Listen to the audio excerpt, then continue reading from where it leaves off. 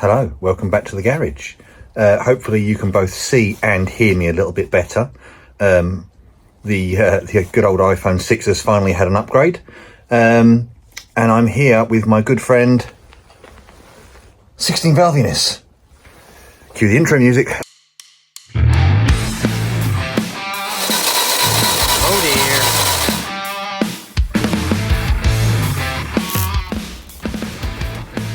Oh, fire. You don't need a special tool, you need a special tin.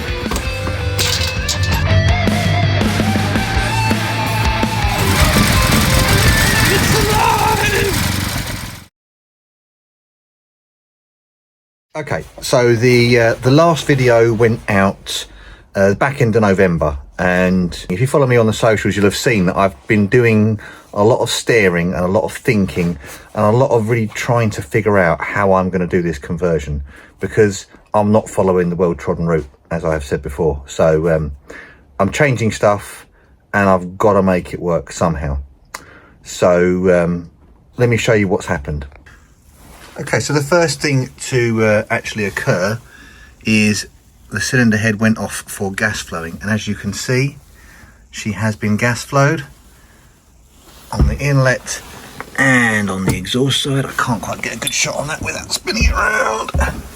Even on the exhaust side, there was quite a lot of gains to be had on the exhaust side, I seem to remember him saying, but the inlets for the size of the valves were about right. If I was going to go for race valves, which is a lot more money, I would be doing I'd do better to go bigger on the ports, but he's matched the ports to flow what the valves are capable of, rather than just going as big as he can.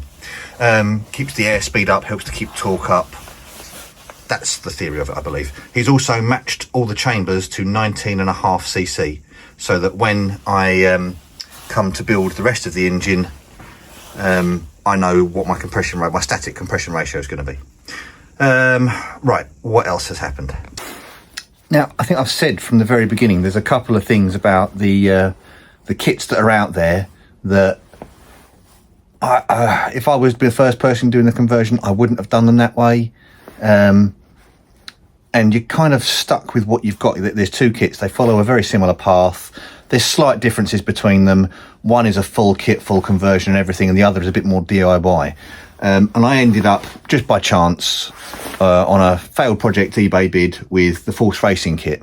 Had I ended up with the Specialist Components one, I may have even gone a different route still.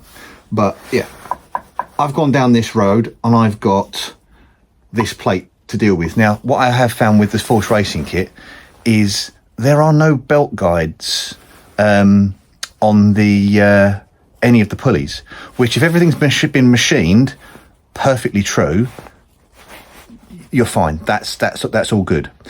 But if there's even the slightest bit of variance in there, that belt, as the wheels go round, as the pulleys go round, the belt will wander to the edge. And now there's nothing stopping it falling off here. There's nothing stopping it falling off on the crank. The tensioner has no edges. It's a Pinto tensioner. So yeah, I thought that probably needed a bit of attention. So the guy at MRM Speed Shop had a used tensioner from Cosworth, YB Cosworth. So anyone who's done anything on a YB Cosworth, you may well recognise this little gem here. All I've had to do to modify it is the back edge here, where it fits on the plate, has had to have a little bit machined off it. 2.5 mils had to come off of this for it to sit flush and to actually fit in the same plane as the cam belt will be running. Now, in the ideal world, I'd remake this plate altogether, make it out of a bit of, maybe it's only 10 mil, 8 or 10 mil thick.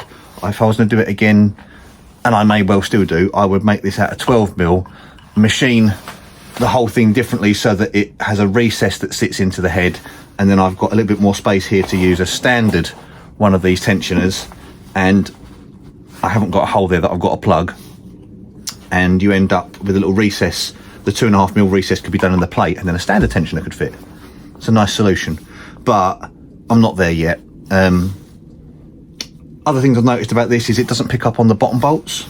You can see just on the edge there is another set of bolts here. You don't need them for sealing, but if I was running, because I'm running the cam tensioner on here, that'd be a nice addition. Now there's not enough meat there to do it, so again, future redesign of that top plate, I may well do that. We shall see. But yeah, that's the first thing that I've ended up doing. Yeah, that's been machined, and this has all been trued up, and I'm going to show you now a little mock-up of how I want the cam belt to run. Again, if you follow me on the socials, you will have seen this already, but this is how the cam belt system is going to work on my conversion, which is sort of the Force Racing conversion with tweaks. The other thing that's been done is the cams have been modified. Now this is, I believe, fairly common a mod to have to do for these conversions. I'm not 100%, I can't find the book at the moment, so I can't check whether it's in the Specialist Components book.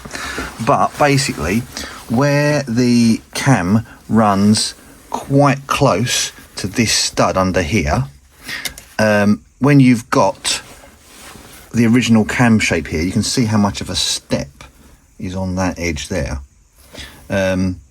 So when the original bit of cam is there, it actually fouls both the stud and the nut. Now when I did have the head bolted down as a sort of trial run, what I did was I just ground the head off of a bolt, and I ground a nut down so that it would fit, and that sort of seemed to do the job. But it's a get me out of trouble, it's not a permanent fix. The permanent fix is I needed to make a bit more space around the cams. So hopefully they don't snap, you know, there's always a chance, but we'll see how that goes. I've got spare cams and spare heads if that does happen, so you know. And the other thing I did, I'm going to put the tensioner on for you to see, so just give me a moment and I will do that. Okay, I found the Specialist Components book. I hope John doesn't mind me showing this, but it does state that these 4 studs actually need cutting down, which is a bit of a pain in the butt when I've just spent out on some ARP jobbies and they've got a nice little Allen head in the top to kind of do them up. But yeah, I'm going to go with machining the cam and hoping for the best. So yeah. Now, in case you're wondering how I'm holding the tensioner on here, it literally is, I bored a hole through. I was going to tap it, and you do it that way, you have it as like a threaded, and then I used the wrong thread tap and buggered it all up. So counterboard it and put one of these nice big, I mean look at the size of that head, hopefully on a 10mm bit of plate that shouldn't pull through, it should stand up to the abuse. So yeah, that's how I'm holding it on. So I'm going to just attach this on now, and then I'll do the rest of it. The idea of using a stud was so that I don't have to dismantle this to do it up. It would be much nicer to just have a stud, so then you can tension it from just that end. But you know, that's where we're at. And there it is in place. Woohoo! So yeah, cam belt will come well from the crank, around the tensioner, around the top, across the top, and then back down, and the 2 sides will be going down here.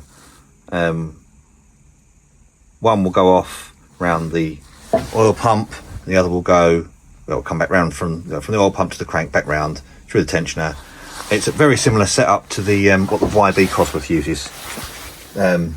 With that good old adage, if you can't beat them, copy them. That's kind of what I've done.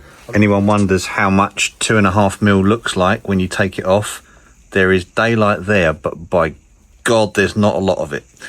But it doesn't matter how hard I try, I can't get that tensioner to touch this plate. So I'm hoping that, you know, it seems to move okay. That will be adequate. I've looked at a lot of manufacturers, how they run their cam belts, and I just kind of like how this works out. So hopefully it works. If not, I've just wasted a load of time and effort, and I've learned a lot, and so will you have. Oh, on a little side note, it has occurred to me that I have seen and heard from 2 people now who've done the same drilling thing with a masonry drill bit as I did through the bottom of those front posts. Very brave, because I've not tested it yet. It kind of looks like it works, and I hope your heads don't fail. But that just kind of, yeah, I thought I'd throw in a disclaimer here, because it's a little bit scary when I come up with an idea and I carry it out and then people copy it. And I haven't kind of tried it yet to find out whether it works.